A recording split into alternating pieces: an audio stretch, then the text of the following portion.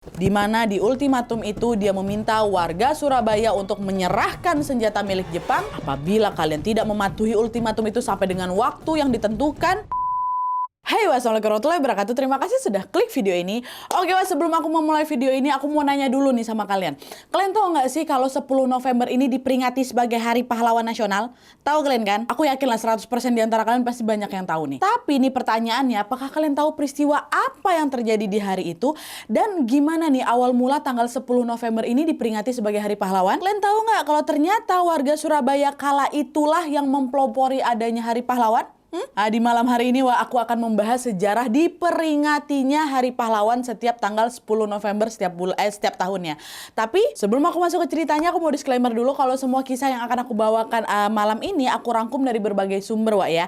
Nanti kalau misalnya ada informasi yang salah atau kurang lengkap boleh langsung diperbaiki aja dan juga ditambahi di kolom komentar di bawah. Oke, jadi sekarang tanpa berlama-lama kita langsung masuk aja ke ceritanya. Check it out.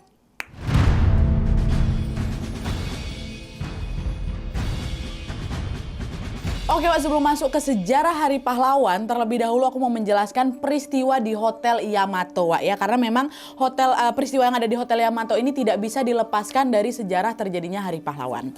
Jadi, seperti yang sudah kita tahu, setelah proklamasi kemerdekaan Indonesia dilakukan oleh Insinyur Soekarno dan juga Muhammad Hatta pada tanggal 17 Agustus 1945, kan masih ada aja nih pihak-pihak yang memang menolak proklamasi itu kan, dan masih tetap berambisi untuk menguasai Indonesia. Jadi belum sepenuhnya merdeka lah gitu. Nah, pihak-pihak itu adalah sekutu dan juga Belanda, dan FYI Belanda ini sebenarnya juga tidak termasuk dalam sekutu ya. Anggota sekutu itu ada 4, Prancis, Inggris, Amerika, sama Polandia. Jadi sekutu ini sama Belanda masih mau juga menguasai Indonesia. Tapi meskipun begitu, sekutu dan Belanda ini merupakan teman baik gitu. Nah, karena berteman dan juga sama-sama berambisi menguasai Indonesia, mereka pun akhirnya bekerja sama untuk menjalankan misi itu. Dimana pada tanggal 24 Agustus 45, Belanda dan sekutu pun menandatangani perjanjian civil affair di London, Inggris. Di mana dalam perjanjian itu disepakati bahwa pihak sekutu yang diketuai oleh Inggris akan membantu Belanda supaya bisa balik lagi nih berkuasa ke Indonesia.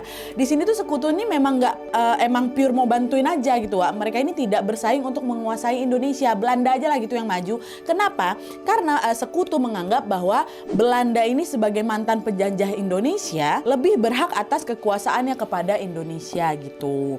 Dan untuk memuluskan rencana ini, Inggris pun segera langsung membentuk sebuah pasukan tentara khusus yang diberi nama Allied Force Netherlands East Indies atau AFNI ya. Nah, para tentara AFNI ini nantinya akan ditugaskan menjalankan 3 tugas penting. Tugasnya pertama adalah mereka wajib melucuti senjata militer tentara milik Jepang. Ingat nih tugas pertama, mau melucuti senjata militer milik Jepang yang sempat berkuasa bentar gitu di Indonesia. Terus yang kedua, mereka wajib membebaskan narapidana berkebangsaan Eropa yang sempat ditahan sama Jepang. Dan yang ketiga, mereka harus melumpuhkan rakyat Indonesia agar Belanda ini bisa menjajah lagi, ya kan? Nah, tapi sebelum pasukan AFNI ini datang ke Indonesia dan melakukan tugas yang tadi itu, Belanda ini ternyata udah gerak duluan, Dimana pada saat itu pasukan Belanda di bawah komando Mr. Plockman mendarat di Surabaya dan menyerang Hotel Yamato yang beralamat di Jalan Tunjungan nomor 65. Duluan yang datang pasukan Belanda yang dipimpin sama Plockman tadi tuh. Dan setelah melakukan penyerangan itu, Belanda pun langsung menjadikan Hotel Yamato sebagai markas mereka. Nah, karena sudah punya markas sendiri, pasukan Belanda ini pun jadi makin berani lagi. Dimana pada tanggal 18 September 45, mereka berani-beraninya mengibarkan bendera Belanda di rooftopnya Hotel Yamato. Pengibaran bendera itu bertujuan supaya dilihat nih sama warga Surabaya yang lagi melintas di sana, macam sengaja mancing emosi gitu loh. Dan ternyata betul warga Surabaya yang nengok ada bendera Belanda lagi berkibar situ langsung emosi. Kurang ajar ini, bisa-bisanya mereka ngibarin bendera Belanda. Padahal kan jelas-jelas kita ini udah merdeka kan, kata mereka. Warga Surabaya yang marah itu akhirnya berbondong-bondong mendatangi Hotel Yamato untuk melakukan aksi protes. Tapi sesampainya di sana, mereka nggak diizinkan masuk tuh ke dalam hotel itu. Alhasil mereka hanya bisa berkerumun di halaman hotel dan menuntut agar Belanda segera menurunkan bendera mereka itu kan. Nah, bukannya menurun nih, Belanda ini malah menolak tuntutan itu. Nggak mau kami, nggak mau. Enak aja kalian nyuruh-nyuruh kami. Asal kalian tahu ya, tanah Surabaya ini akan segera menjadi milik kami secepatnya, kata Belanda kayak gitu. Nah, mendengar jawaban itu, warga Surabaya ini makin naik darah lagi lah. Situasi yang memang sudah panas ini pun menjadi makin gak terkendali lagi, Wak. Nah, terus di tengah-tengah pertikaian itu datanglah ini seorang pemimpin Surabaya bernama Residen Sudirman untuk bernegosiasi sekaligus juga mendamaikan pertikaian kedua belah pihak ini. Tapi di situ Pak Sudirman ini nggak datang sendirian, Wak. Dia didampingi oleh dua orang pengawalnya bernama Sidik dan juga Haryono, ya kan. Nah, sesampai di Hotel Yamato, Pak Sudirman dan juga kedua pengawalnya ini pun diizinkan masuk ke dalam dan bertemu langsung dengan pemimpin Belanda, siapa? Si Mr. Plukman tuh. Setelah ketemu, Pak Sudirman pun kembali menyampaikan tuntutan rakyatnya, yaitu Belanda harus menurunkan benderanya gitu kan. Tapi sayangnya, Wak, permintaan itu ditolak mentah-mentah sama Plukman. Nggak bisa Pak, hotel ini sudah jadi milik kami dan kami berhak mengibarkan bendera Belanda. Nah, selain menolak, Wak, Plukman ini juga mengancam akan menembak kepala Pak Sudirman dengan pistol. Nah, dengar ancaman ini, Sidik ajudannya tadi tuh langsung terpancing emosi. Berani-beraninya kau ngusir apa pemimpin kami. Sidik langsung refleks mendekat ke arah Plukman, dicekeknya lah Plukman tuh. Tewas di tempat, Wak. Pemimpin mereka tuh tewas dicekek sama ajudannya Pak Sudirman. Melihat Plukman tewas, pihak Belanda ya nggak diam aja, pancing emosi juga mereka. Salah satu dari mereka pun langsung mengambil sebilah pedang dan menusuk perut Sidik sampai juga Sidik tewas. Nah, karena ada korban tewas dari kedua belah pihak nih, satu dari si Belanda Plukman, satu dari Indonesia Sidik. Situasi di Hotel Yamato pun langsung dengan cepat berubah chaos, Wak. Warga Surabaya yang sedari tadi menunggu di luar langsung nyerbu tuh masuk ke dalam buat balas dendam juga kan. Nah, di sisi lain pasukan Belanda yang ada di sana juga nggak tinggal diam. Mereka pun melakukan perlawanan, Wak, sehingga terjadilah di sini bentrokan fisik antara warga Surabaya dengan pasukan Belanda kan. Bentrokan itu akhirnya dimenangkan oleh warga Surabaya. Dan setelah menang, warga Surabaya ini langsung naik ke rooftop kan, dan dengan cepat langsung menurunkan bendera Belanda. Dirobeknya lah warna biru tuh, jadilah bersisa warna merah putih. Kan bendera Belanda 3 warna, karena biru ya dicopot. Gak lama setelah itu mereka pun kembali bisa mengibarkan bendera merah putih di tiang Hotel Yamato sambil terus berteriak merdeka, merdeka, merdeka gitu. Nah, peristiwa di Hotel Yamato itu, Wak, rupanya memicu konflik tiada henti antara warga Surabaya dengan pasukan Belanda, di mana kedua belah pihak ini, Wak, sering sekali terlibat bentrokan senjata semenjak kejadian tua. Nah, karena konflik itu semakin hari semakin parah, Wak, barulah itu yang awalnya Belanda aja yang turun tangan, sekutu yang memang mau turun tangan pun langsung turun tangan dengan cepat, Wak. Dengan cara apa? Itulah baru diterjunkannya pasukan AFNI ke Surabaya tuh. Pasukan yang memang mau diturunkan sama mereka dari perjanjian yang ada di London, Wak.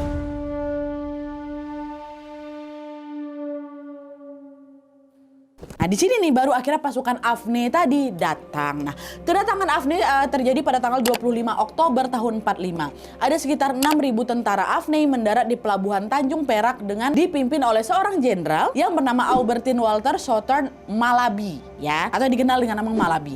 Nah, di bawah pimpinan Malabi ini, Wak, tentara AFNI ini ternyata tidak datang sendirian aja. Mereka juga membonceng sebuah organisasi bernama NIKA yang berisi ribuan tentara Belanda. Jadi sekutu ini datang sambil menyusupkan pasukan Belanda juga. Wah, awalnya warga Surabaya nggak tahu nih apa tujuan AFNI datang ke sini nih, nggak tahu mereka, Wak. Tapi setelah mereka melihat bahwa AFNI ini diboncengi sama tentara Belanda, which is NIKA tadi, warga Surabaya langsung naik pitam lah. Karena kan posisinya mereka ini lagi berkonflik sama Belanda juga kan waktu itu, waktu pas peristiwa Hotel Yamato tuh. Kok bisa-bisanya sekutu nih datang bawa pula ribuan pasukan Belanda lagi ke wilayah mereka kan? Makin emosi mereka, Wak.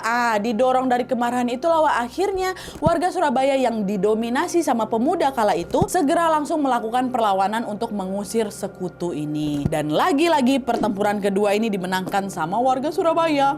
Kejadian ini bisa dibilang merupakan kejadian luar biasa loh, Wak. Kenapa? Seperti yang sudah kalian tahu, pasukan sekutu ini kan pemenang Perang Dunia II kan. Jepang aja dibuat bertukuk lutut sama mereka, tapi pas lawan warga Surabaya nih mereka justru kalah. Dan usut punya usut, Wak, kemenangan warga Surabaya itu terjadi karena mereka ini memang membekali diri mereka dengan senjata perang milik Jepang. Kenapa tiba-tiba ada muncul senjata Jepang, Nadia? Macam yang aku bilang tadi, kita tarik mundur aja lah dulu ke belakang ya. Jadi ternyata jauh sebelum sekutu itu datang, Wak, warga Surabaya ini sudah terlebih dahulu merampas senjata milik Jepang di markas-markas mereka yang ada di Surabaya. Jepang kan berambus tuh balik kampung kan. Warga Surabaya ambil senjata-senjata dia. Nah, dari perampasan itu warga Surabaya berhasil mendapatkan berbagai senjata, ada pistol, granat, meriam pun ada. Alat tempur inilah yang akhirnya bikin mereka menang Wak melawan si sekutu ini. Nah, di sisi lain sekutu yang tahu akan perampasan senjata ini, perampasan senjata yang sudah dilakukan warga Surabaya akan senjata-senjata Jepang ini, makin dendam lagi sama warga Surabaya.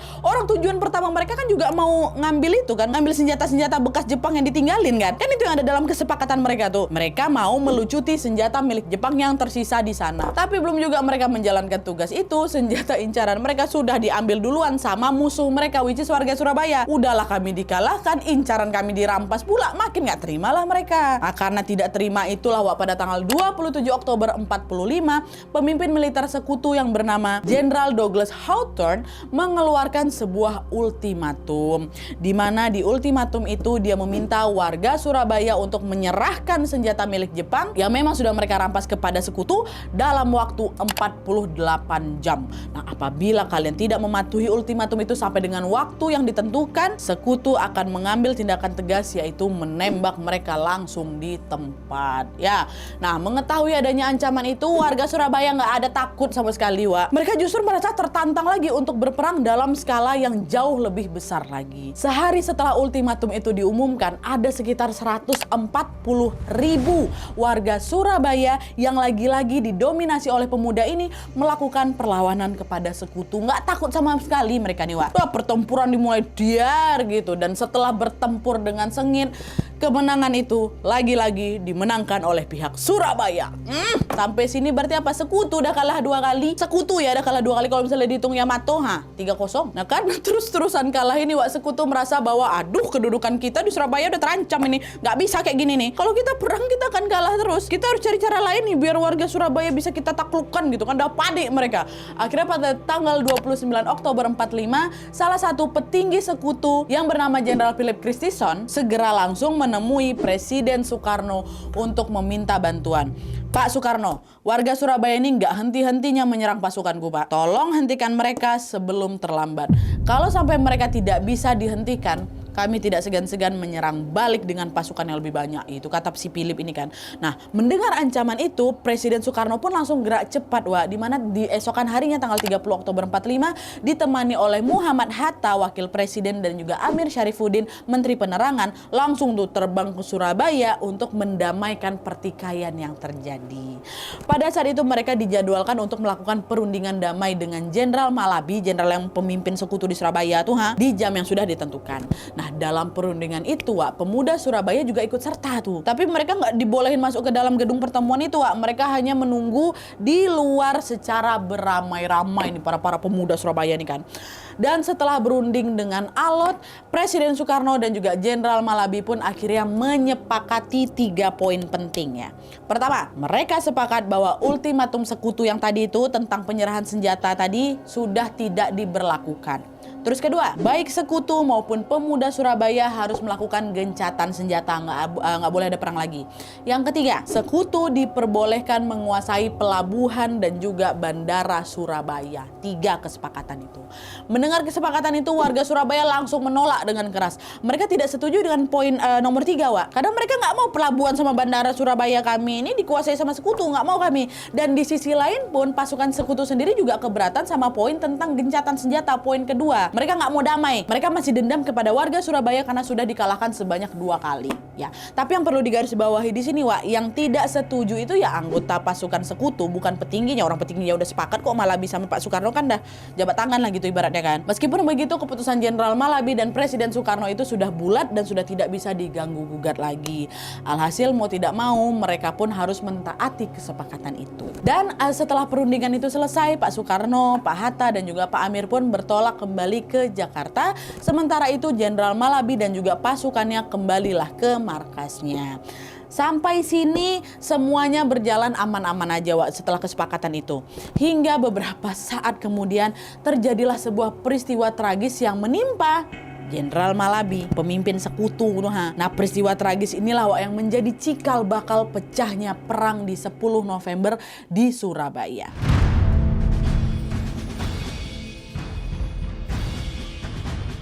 Nah jadi Wak, setelah perundingan antara Indonesia dan sekutu itu selesai, Jenderal Malabi ini kan bergegas balik lagi ke markasnya kan dengan mengendarai mobil. Tapi pas baru aja sampai di tengah jalan, mobil itu dihadang sama ratusan pemuda Surabaya. Dan gak lama dari situ Wak, salah satu dari pemuda ini pun tiba-tiba melepaskan sebuah tembakan ke arah Malabi.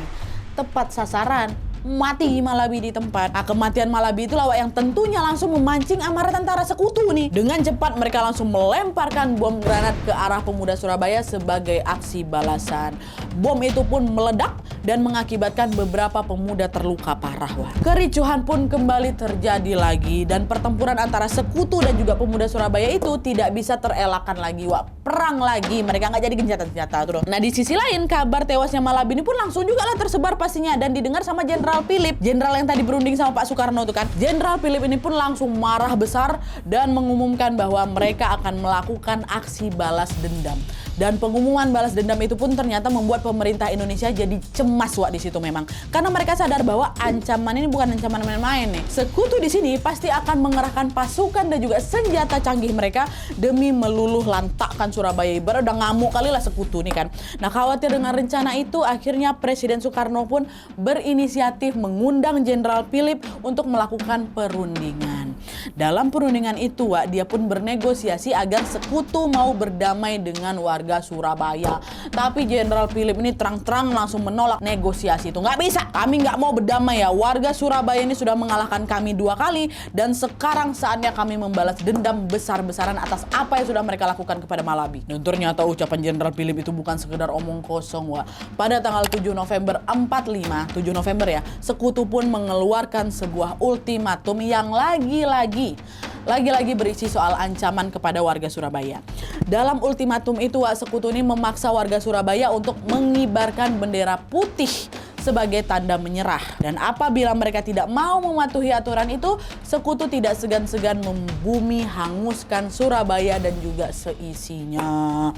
Mendengar ancaman itu, warga Surabaya sama sekali nggak gentar, nggak juga takut mereka. Mereka ini justru semakin bersemangat lagi untuk mengusir sekutu supaya segera, dah pergi aja lah kau dari Surabaya nih, nyah kalian. Nggak ada takut-takutnya mereka Wak. Dan semangat itu pun menjadi semakin membara lagi ketika salah satu ulama dari organisasi Nahdlatul Ulama bernama Hashim Ashri mengeluarkan sebuah fatwa resolusi jihad Wak. Dimana dalam fatwa itu disebutkan bahwa melawan sekutu hukumnya fardu ain atau wajib bagi setiap warga Surabaya. Dan nggak cuma itu aja, pada tanggal 9 Novembernya di malam harinya Wak, mereka juga mendengar orasi penuh semangat dari seorang tokoh perjuangan bernama Bung Tomo melalui siaran radio Wak. Dimana lewat saluran radio itu Bung Tomo bilang, saudara-saudaraku rakyat Surabaya, siaplah keadaan genting. Tetapi saya peringatkan sekali lagi, jangan mulai menembak. Baru kalau kita ditembak maka kita akan ganti menyerang mereka. Kita tunjukkan bahwa kita ini adalah benar-benar orang yang ingin merdeka. Lebih baik kita hancur lebur daripada kita tidak merdeka. Semboyan kita tetap merdeka atau mati. Kalian tengok Wak, full orasi jadi YouTube betul-betul menyala. Nah orasi dari Bung Tomo ini Wak yang seolah menjadi bahan bakar yang membangkitkan semangat dan juga keberaniannya warga Surabaya hari itu. Gak ada takut-takutnya. Sehari setelah orasinya Bung Tomo itu, tepatnya pada tanggal 10 November nih ya, 10 November jam 6 pagi, ada sekitar 140.000 lebih pemuda Surabaya yang berkumpul di lapangan Banteng sembari menunggu kedatangan sekutu untuk berperang. Mana kami ada di sini gitu kata mereka kan. Dan selain pemuda Surabaya, ada juga 2.000 pasukan Tentara Keamanan Rakyat atau TKR yang juga ikut serta dalam aksi ini Wak. Nah ketika pemuda dan pasukan TKR ini sudah siap untuk berperang, pasukan sekutu tadi belum juga nampak di batang hidung mereka. Nggak muncul-muncul mereka Wak. Karena pasukan sekutu waktu itu nggak muncul, pemuda mikir, kemana nih sekutu ini kok nggak datang-datang? Apa mereka takut sama kita nih ya? Orang kan kita udah kalahin mereka 2 kali gitu kan. Pikiran mereka nih. Tapi sayangnya dugaan itu langsung terpatahkan Wak, karena nggak lama dari situ nih, walaupun agak telat, sekutu datang dan menyerang mereka dari berbagai arah sekaligus langsung Wak. Mulai dari darat, laut, udara diserang sama sekutu. Di darat nih sekutu mengerahkan sekitar 30.000 tentara yang membawa 20 tank dan juga 23 artileri. Jadi artileri ini semacam meriam gitu Wak, tapi lebih canggih lagi. Itu di darat. Di laut Wak, mereka mengerahkan 13 kapal perang yang lagi-lagi berisi ribuan tentara sekutu. Sedangkan di udara nih mereka juga mengarahkan ratusan pesawat tempur yang canggih kali. dari segala sisi diserang langsung sama sekutu kita nih, Wak. Nah, dengan persenjataan selengkap itu, sekutu langsunglah memborbardir kota Surabaya dari berbagai sisi dengan brutal, Wak. Semua lah itu bisa kalian bayangkan kan, dari semua sisi. Nah, karena serangan bertubi-tubi itu pada hari pertama pertempuran, Wak, ada ratusan pemuda Surabaya yang tewas di medan perang. Melihat kawan-kawan seperjuangan ini telah gugur, pemuda Surabaya sama sekali tidak hilang semangat, Wak. Mereka justru semakin bersemangat lagi untuk mengerahkan tenaga hingga titik darah penghabisan. Dan setelah berperang selama kurang lebih 3 minggu, pemuda Surabaya pun akhirnya mengalami kekalahan, Wak. Menurut catatan sejarah, pertempuran yang dimulai pada 10 November itu sudah menewaskan 20.000 orang yang terdiri dari pemuda yang ikut bertempur tadi dan juga warga sipil yang kebanyakan adalah wanita dan anak-anak, Wak. Akhirnya singkat cerita nih, setelah pemuda Surabaya kalah dalam pertempuran itu, sekutu pun langsung mengusir warga Surabaya yang masih tersisa. Alhasil ada 150.000 orang kurang lebih terpaksa meninggalkan kota Surabaya dan mengungsi ke kota-kota lain. Meskipun dalam pertempuran itu pemuda Surabaya tidak memperoleh kemenangan, Wak, tapi pada tahun 1959 Presiden Soekarno pun menetapkan tanggal 10 November tadi sebagai Hari Pahlawan Nasional. Penetapan ini terjadi karena apa? Karena Presiden Soekarno ingin semua warganya atau semua masyarakat Indonesia mengenang jasa-jasa sekaligus juga keberanian mereka dalam mempertahankan kemerdekaan yang sampai kini pun masih kita peringati setiap tahunnya. Itulah Wak mulanya apa yang terjadi tanggal 10 November tuh, ratusan ribu pemuda Surabaya yang langsung maju ke depan untuk melawan sekutu tuh. Oke, Wak, jadi itu tadi sejarah tentang perjuangan mempertahankan kemerdekaan dalam peristiwa Hari Pahlawan. Peristiwa sejarah ini memang merinding aku, Wak. Gak merinding aja, terharu juga gitu loh. Apalagi waktu dengar orasinya Bung Tomo yang menghimbau pemuda Surabaya supaya gak takut melawan penjajah tuh, Wak. Ya meskipun memang pada akhirnya mereka mengalami kekalahan, Wak, tapi dari kisah ini kita jadi tahu bahwa untuk mempertahankan kemerdekaan, para pejuang kita ini harus mempertaruhkan jiwa, raga, bahkan juga nyawa mereka. Dan perjuangannya itu sudah sepatutnya kita ingat dan kita beri apresiasi setinggi-tingginya.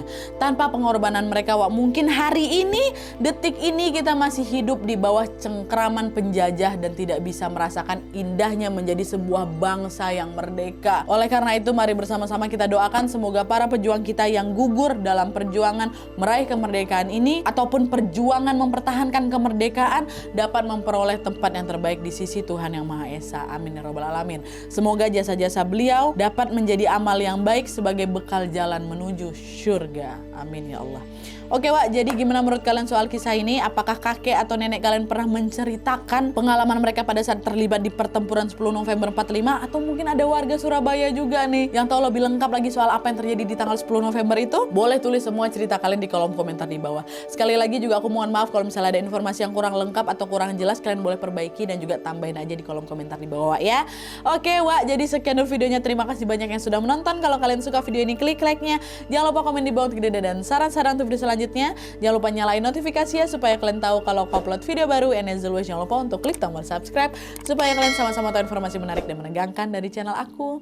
See you next video, Wak. Bye.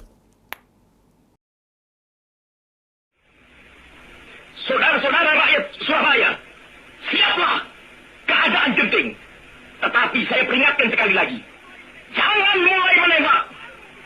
Baru kalau kita ditembak, maka kita akan ganti menyerang mereka itu. Kita tunjukkan bahwa kita ini adalah benar-benar orang yang ingin merdeka. Dan untuk kita, saudara-saudara, lebih baik kita hancur lebur daripada tidak merdeka. Sebelum kita tetap merdeka atau mati.